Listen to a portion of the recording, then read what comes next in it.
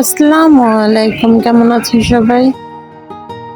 দেখতেছো সকালবেলায় শুরু হয়ে গেছে মাপামাপির কাজ।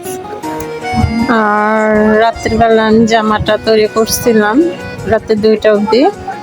তারপর জামাটা ভুলবশত অনেক লং হয়ে গেছে, যার কারণে জামাটা এখন আবার কাটে নিচ্ছে। ঝোলটা হবে 40, কিন্তু আমি অনেকটা বেশি দিয়ে ফেলছিলাম, যার কারণে আবার কাটাকাটি শুরু করলাম। ওই যে আমি বললাম তো আমি ইউটিউব দেখে দর্জি, যার কারণে একটু মিস্টেক হবেই স্বাভাবিক।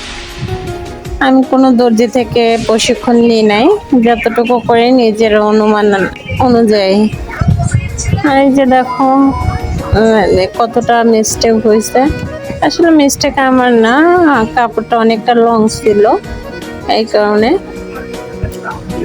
যাই হোক, কাটা আমার কমপ্লিট। জামাটা নিয়ে আবার বসবো। আর আমার যে সেলাই মেশিনটা দেখাচ্ছি ওইটা হচ্ছে আমি চায়না থেকে আমাকে গিফট করা হয়েছিল। এই মেশিনগুলো কার কার আছে কমেন্ট করো।